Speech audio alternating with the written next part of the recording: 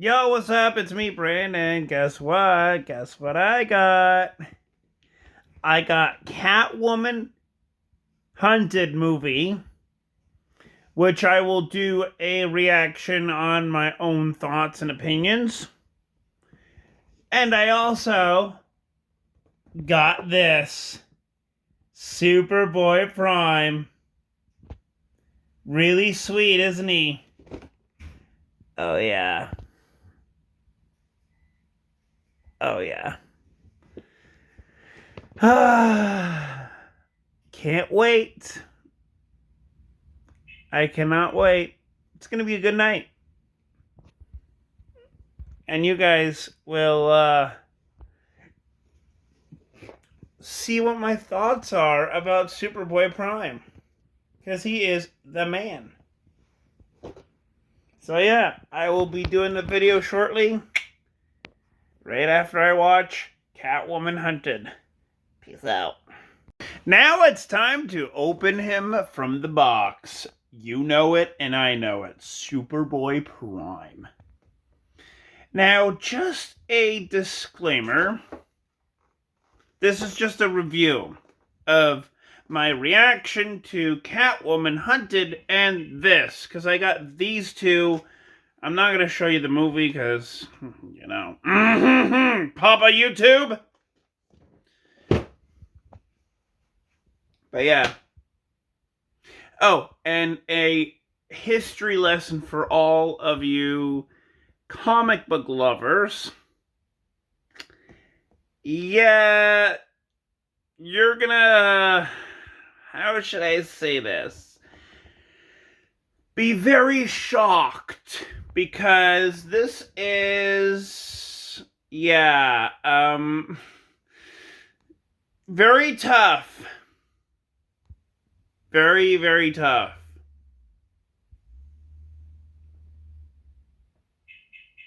So let's get on with it. Superboy-Prime fought against the Anti-Monitor in Crisis on Infinite Earths, where it was established that Superboy-Prime, Alexander Luthor of Earth 3, the Superman and Lois Lane of Earth 2, yes, both of them, went to a paradise dimension. That was basically heaven. Jeff Johns came in 20 years later, brought back Superboy-Prime and, well, the other three from the original Crisis on Infinite Earths. Yeah, there's this thing with Jeff Johns and Superboy-Prime because Superboy-Prime was an allegory of toxic fan people. To the point where he basically murdered, and I mean chopped off the head of Panther. Blasted heat vision through Wildebeest's stomach. And ripped off the arm of Risk from the Dan Jurgens Teen Titans. He did that twice to Risk in two different Jeff Johns events. Let's see. He fought against Superboy, the Prime Earth Superboy. He basically murdered Superboy. Yes, murdered. Because screw you. Let's see. It was not the quantum, the quantum tower. No. It was not the quantum tower that they built in Infinite Crisis that killed Superboy. Fuck that. No, it was not. It was Superboy-Prime that killed Connor Kent.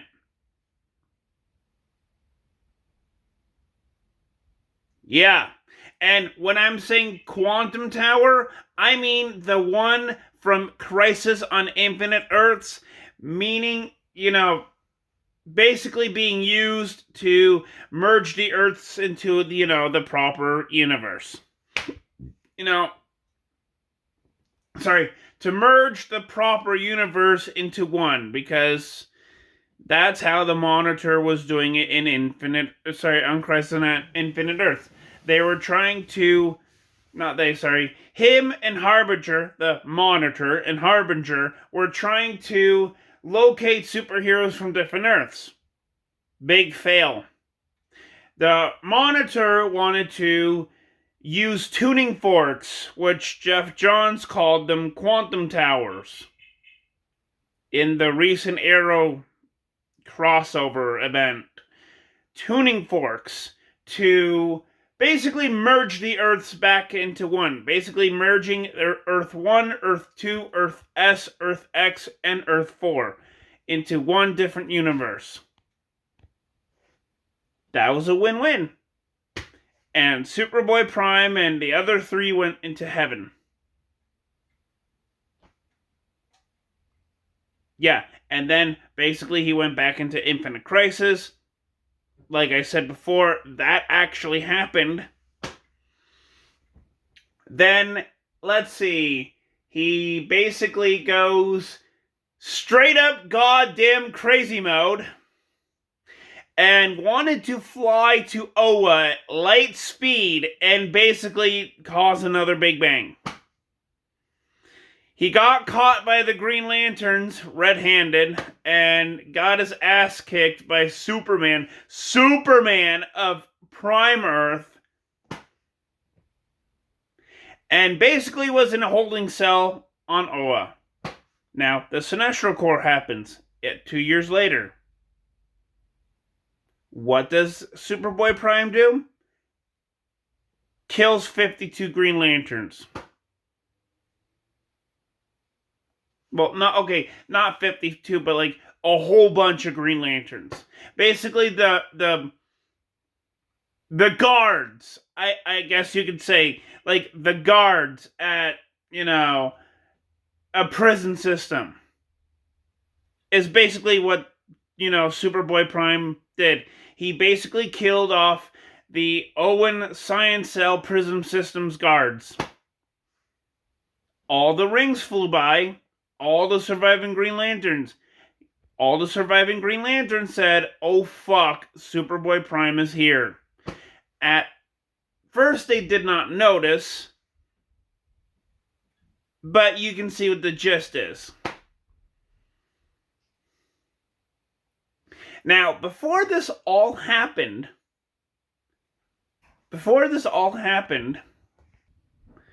Guy Gardner basically berates Superboy-Prime.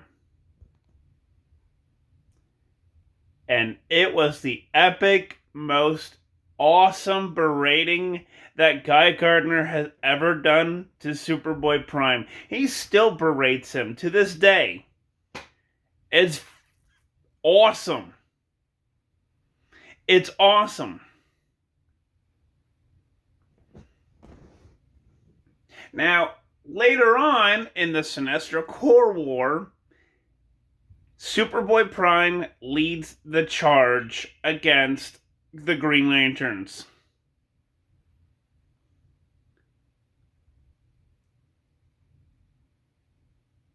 And basically heads towards Earth. I'm going to skip the fact that Kyle Rayner basically got zapped into the antimatter universe because, he got turned into Parallax, and Superboy-Prime was heralded as a guardian. Just, skipping that. But basically, he goes to Earth and fights all the superheroes from every corner of the DC universe you can imagine.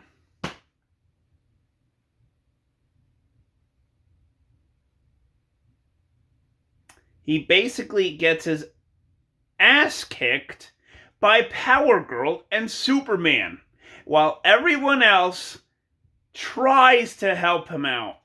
tries to help them out. Yeah, and basically Superman needs help from two women in order to subdue Superman, Superboy-Prime, which I thought, oh, okay, yeah, he needs help because, they're his family, they're Kryptonians, all that stuff. That's fine. But the fact that he needed help basically showed us comic book fans that Superboy-Prime is on a level over Superman. So he basically fights Ion, a Daxamite named Sodomyat, and basically beats him to death, almost, while holding his unconscious body as a trophy. Yeah.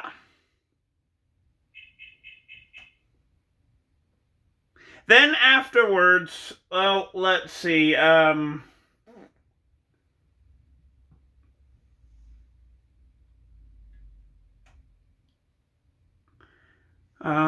let's see.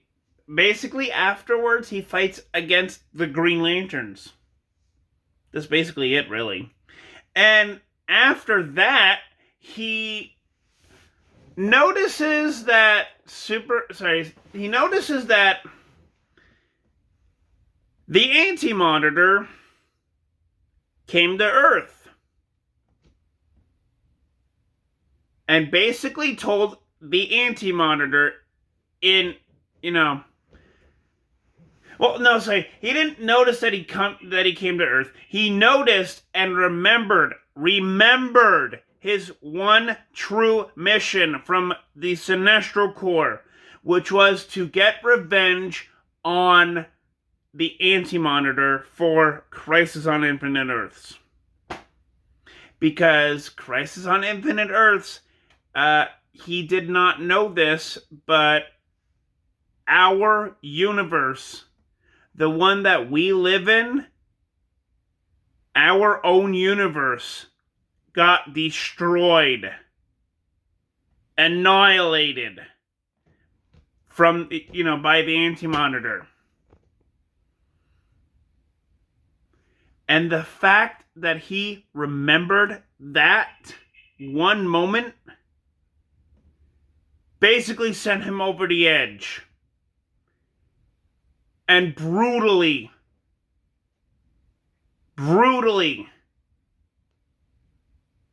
threw Anti-Monitor out from Earth's orbit and basically said, "Screw you to the moon, I'm taking over from here," which he did, by basically getting killed in a gratuitous, awesome fashion.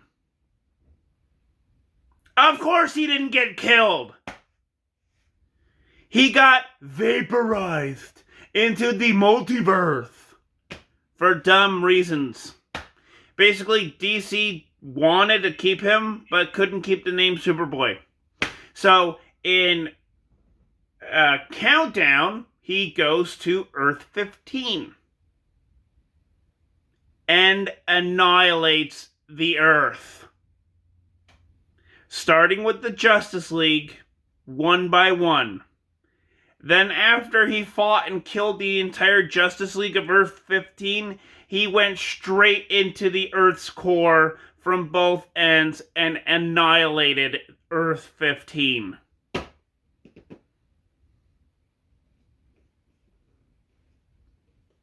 Yeah, that is messed up. Then basically afterwards, he goes to the Monitor station. Well, basically after the whole trip to the Source Wall thing with the Earth 3's Zatanna. Yeah, that was a whole messed up story. But basically, before he went to the Monitor station, he went to Earth 3 and, well, basically got the Earth 3 version of Satara, and went to the Source Wall, and so that they can torture Mr. Mxyzptlk. Yeah. And Mr. Mxyzptlk, the trickster god, just basically laughed in his face, and at Superboy Prime's face. And that was when he went to the monitor station. He flew up enraged, might I say. Went to the monitor station, and the monitor basically threw him out like a manager would, with a Karen situation. Kicked him out. And he went to Earth 51. What did he do on Earth 51, you may ask? Well, he basically ripped a hole in Monarch's armor and basically blew up the entire timeline of Earth 51, which leads into Final Crisis. Final Crisis. The most fucked up, convoluted event ever. Thank you, Grant Morrison. Basically, he went into Earth, our prime Earth, which is Earth 1 in this continuity. He went to prime Earth, Earth 1, because Earth 0 did not, well, it's convoluted. Earth 0 didn't really exist until Multiversity happened, so prime Earth, Earth 1. Basically, he went into the 31st century and basically, caused up some crazy shenanigans. Caused crazy shenanigans to happen. And what did he do? He freed the entire legion of supervillains. Because in their history books, there was one, I guess you could say, chapter, and that was Superboy Prime's chapter. Yeah, one chapter. In all of Superman's history, one chapter was Superboy Prime's. And basically, Superboy Prime got all pissy and moany and fought with the legion of supervillains from 3 Earths. From 3 timelines. You heard me right. 3 timelines, 3 Earths. Basically, the entire legion of superheroes and the entire legion of supervillains had to fight against 3 timeline versions of themselves. Well, rivals, I guess you could say. 3 timeline versions of their rivals. And basically that was when Connor Kent was resurrected, along with Bart Allen. And funny thing about Bart Allen, Superboy Prime defaced his tombstone to the point where it said, Bart Allen, the dumbest boy on Earth. Yeah. I thought it was funny in 2007. But basically, Bart Allen was stuck in the Speed Force until, the 31st century came around. Yeah. It's crazy, it's convoluted. Basically, he fought against himself. Superboy Prime fought against a villain known as the Time Trapper, Legion of Superheroes villain. Yes, I know, I read comic books. And the Time Trapper was also a future version of Superboy Prime. And Superboy-Prime basically punched himself and caused a time paradox. To the point where, in the end, he was basically trapped in our universe.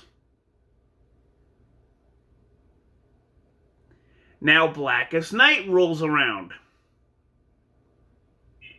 What did he do against Black Lanterns? Basically nothing. Because Adventure Comics 4 and 5 was basically a meta commentary for DC Comics in general. Yeah. Let's just say Jeff Johns made Superboy-Prime a uber fanboy of DC Comics. Basically, it's like this. It's like this. You travel to an alternate universe version, okay? You kill people in that alternate universe version. Somehow they become zombies. And what do? They go back into our universe and basically tell you, what's going wrong in your life. What's going on in your life, what's going on,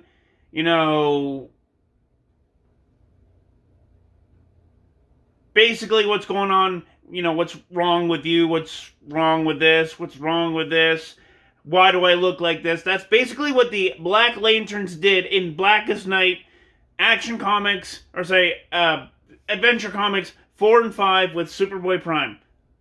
Basically. But with comic books. And DC made a cameo with all their employees. And basically, afterwards, the Black Lanterns, because, Superboy-Prime got all pissy and moany and wanted to threaten DC Comics, the Black Lanterns basically told Superboy-Prime to not fuck with DC Comics. Because, meta commentary. And it turns out that in between Final Crisis and Blackest Night, somehow, Superboy-Prime, in this new reality, whatever happened with his girlfriend, basically his girlfriend died and became a zombie. A Black Lantern, I mean. And she tells Superboy-Prime that DC Comics will be alright. That was it. Until 2011 came around, where Superboy-Prime got all pissy because some Titans villains pulled him from our universe. Our universe. And basically, he got every version of Connor Kent, along with all the Titan villains from every version of the Titans, and basically wanted to kill Superboy again, along with the Titans. And what did the Titans do? They beat his ass. They beated him to a pulp. And what does Superboy-Prime do afterwards? He gets locked up in the Source Wall. Might I add. And so, 2011 came, the New 52 came. Guess what? No Superboy-Prime. 2017 came. Guess what? Superboy-Prime broke free of the Source Wall thanks to Metal. Dark Knight's Metal.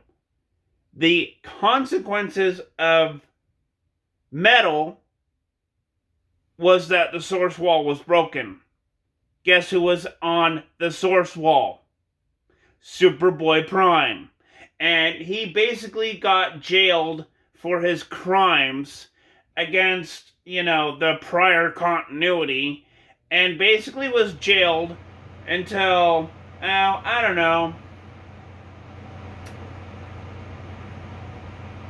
until he was basically, how should I say this, broken out of prison.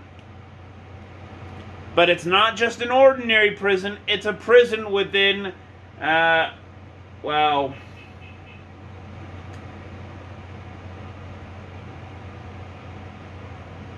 let's just say it's a magical prison. Okay, it's a magical prison. Superboy-Prime got put in there. And it had all the all the wildlands. All the prisoners from all the wildlands they basically were put in a magical prison. Superboy-Prime, yeah, he was part of Earth. So what did they do? They put him in prison. Magical prison. And guess what? He broke out of prison and fought Shazam. To the point where Superboy-Prime referenced him beating Black Adam in Infinite Crisis. Basically, Black Adam and Shazam, they beat him to a pulp. He gets knocked unconscious until death metal. And basically, he was the martyr for death metal. Because while he was breaking out of prison, after he broke out of prison, he went to Earth, chatted with the Batman Who Laughs. And the Batman Who Laughs said, if you work for me, I will put you on an Earth where you defeated, everybody, where you gave everybody the hope that, that they deserved. Basically, he wanted to give Superboy-Prime a perfect version of Infinite Crisis, where everything was perfect and, all the heroes are happy and joyful and no killing and no crime. And basically, it's like the 60s. Basically. Where everything's all campy and fun and, joyfully and gleefully, and they're all happy. Well, Wonder Woman comes around and basically tells him that that Wonder Woman needs his help. And she tells him about the metaphysical concepts of how heroes are supposed to be hopeful and joyful, and we're sorry that we're not being hopeful and we're not being joyful. Basically, it was a DC apology letter to Superboy-Prime and toxic fan base. I will cut it short and just say that. Now, Superboy-Prime teams up against the superheroes. Most of them know who Superboy-Prime is. Most of them. Most of the new ones have heard of him. Have heard of the horrible things he's done over the years. And they still fought with him. And basically, he gets very... how should I say this? He gets very, very...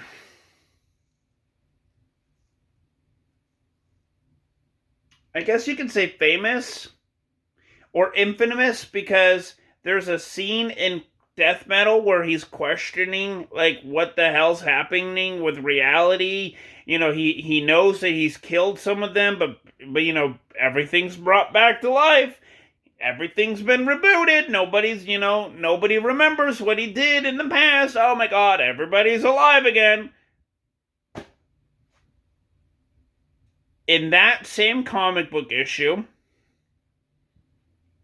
he fights against the Batman Who Laughs.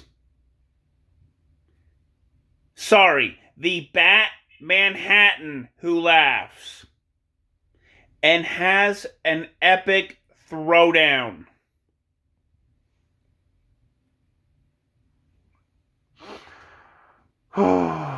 Oh my god, this is getting way too emotional for me.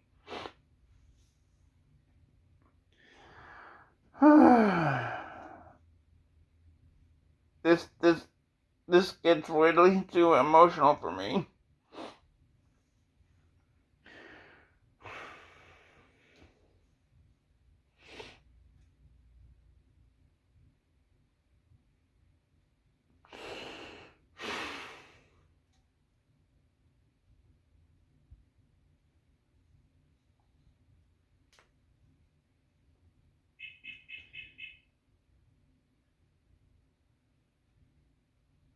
After he fought against the Batman Who Laughs,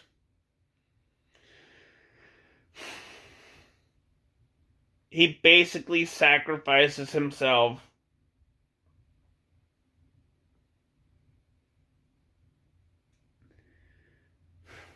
but Jeff Johns saved me from crying when I read this comic, the comic I'm telling you about. Because in that moment, after he died, he gets brought back to our universe and realizes that nobody knows what horrible things that he did wrong. Basically, it was a reboot of Earth 33. Nobody knows what he did wrong. He keeps mentioning the fact that there was a comet overhead and that he tried to become Superman, but he fell down. Because he did not have his powers from Halley's Comet.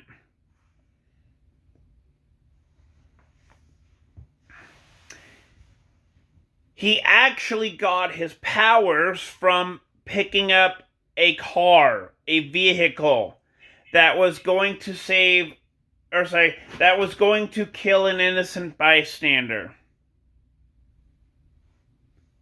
And that was the end of Superboy-Prime. Now, I know that he's been mentioned a lot within the last few years, especially with the Dark Multiverse comic books.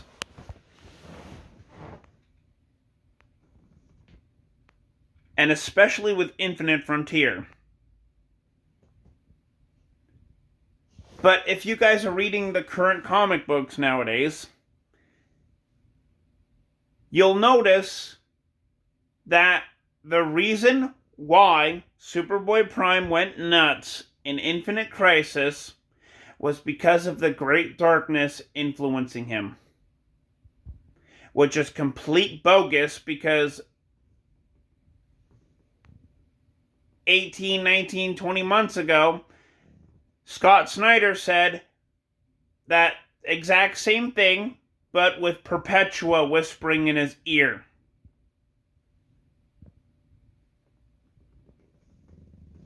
Yeah. Crazy. I know, comics are convoluted. I get it. And what I didn't tell you was the fact that when Halley's Comet, and this is this is a tie into Crisis on Infinite Earths. When Halley's Comet went into, the Earth's orbit, he actually got his powers by, noticing that Earth 1 Superman was there. And basically they didn't do a lot, but basically Superman told him that he was part Kryptonian and that he had a lot of powers. And the way that he did that was he was basically trying to help Superboy from a natural disaster. Like, natural disasters that happen every day. And basically, when he was trying to teach Superboy his powers and how to use them with, natural disasters and helping save people and all that, they both get captured in a red sunlight, I guess you could say, contraption that basically wiped all their powers. until Superboy-Prime breaks out of it. And then,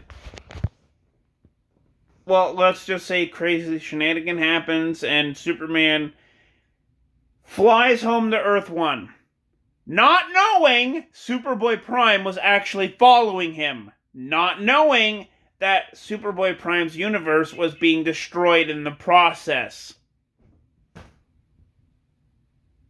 Yeah, crazy, I know, right?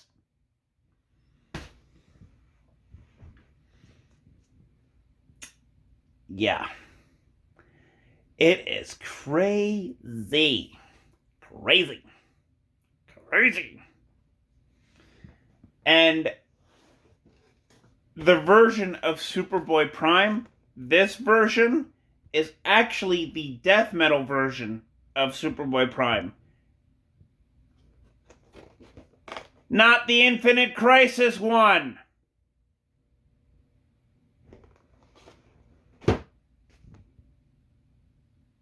I should know, because I also have another version of Superboy-Prime.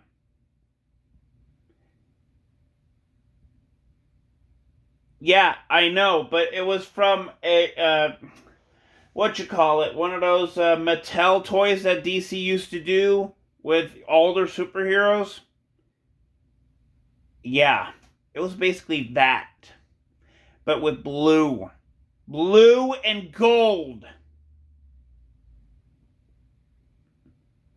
Yeah, it's crazy.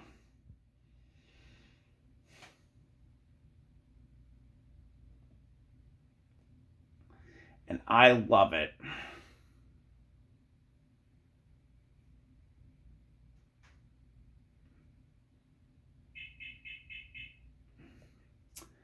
Yeah. And that's the adventures of Superboy-Prime. I know I already missed a couple of things, like with him fighting against Nightwing and fighting against Robin and Krypto. But here's the thing. Okay? Here's the thing. Nightwing was fighting against Alexander Luthor of Earth 3. Robin did not actually fight, and I'm saying Tim Drake. Tim Drake did not actually fight Superboy-Prime. He actually whistled Krypto to do it. And 3, the ultimate reason why I am not mentioning this was because Superboy-Prime actually fought Krypto and also beat him to his, and also beat him to death in the Sinestro Corps War by shoving Krypto's cape in his mouth. I am not going to say anything more about that because that was rectified in death metal because of, well, reasons.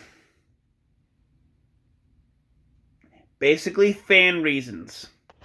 And I will say that because, yeah, in death metal, they had, Krypto and Superboy-Prime actually had a little moment. A little teeny tiny moment that actually, I guess you could say, reverberated to our universe. And now our Superboy-Prime actually has a dog of his own named Krypto. The super dog. I know it's crazy, but I just wanted to give you a little bit of a, hint. And the whole Krypto having the cape shoved in his mouth was actually part of, I guess you could say, Dan Didio's editorial shenanigans. But I will say that. I'm gonna just leave it at that. And we're almost at the 40-minute mark. I want to get to the toys, so let's open the box, shall we?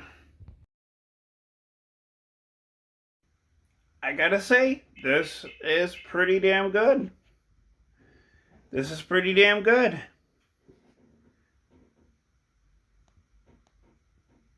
This is pretty damn good. Why? Because this is a really good toy. What I like about this toy, well, there's not much I don't like about it. I wish that Todd McFarlane could understand that, this is not technically how Superboy-Prime was in death metal. I wish that if there was only one color that I had to get rid of, or ask Todd to get rid of, it would have been the gray armor that Superboy-Prime had, because originally he had blue armor. No, kind of like a bluish, grayish armor. That's what I would ask, but unfortunately, this has already been made. I can't really ask at this point. This was a really good toy. I mean, look at this. Look at this. He looks freaking awesome. Wow. Did they do a really good facial expression? Because in death metal, this is the version of Superboy-Prime. The version of death metal with Superboy-Prime. This is how his face was reacting when it came to being with all the superheroes that he killed and were resurrected again. This is the actual face.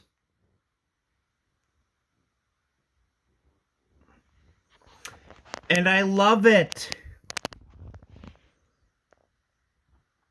Plus, he has his own stand upon a stand that makes it look like he's actually flying.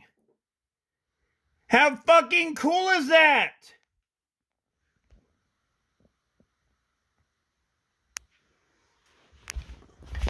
It just makes him super mega awesome.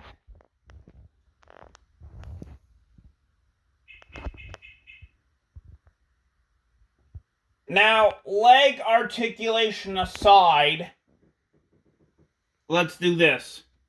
The legs can obviously bend at the knee and move forward and backwards. Although you're going to have the hinge at the crotch area. Sorry, the pelvis area. The arms can move, bend, and, forward and back. Haven't really tried side to side because, the armor is in the way, the shoulder pads. And the face can, go down and up and side to side a little bit because of the neck armor. But wow, this is really cool. Not the best Superboy-Prime I've seen in years. The modeling, not the best, but it's okay.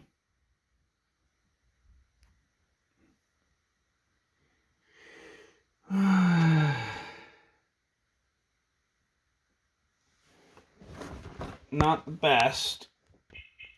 And this is actually the backside of him. You'll notice that the cape is kind of looking like it's floating. That's because of the stand. The flying stand. Which I think is pretty fucking mega awesome, super cool. So how will I rate this review for a toy review? I'm still doing the Catwoman Hunted movie, but that's going to be a part 2. How will I rate this?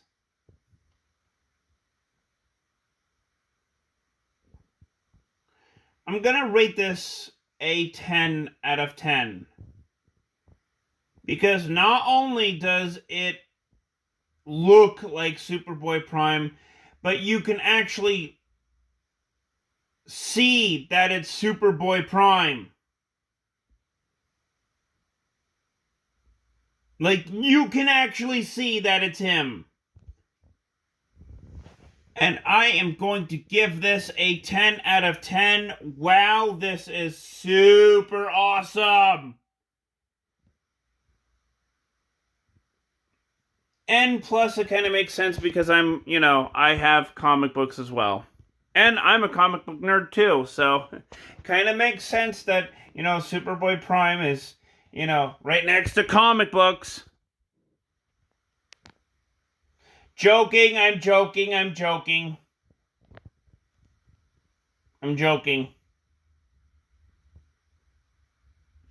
But yeah, wow, this is a really good build.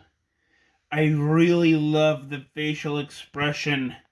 He's not sure what's happening around him. And it's freaking awesome. 10 out of 10. Well, and I do like the hand build as well. There's one and there's the other one. That's pretty awesome. But yes, I will give this a 10 out of 10. So please give me a like, give me a subscribe, hit the notifications! And I will see you guys in the next video. Peace out.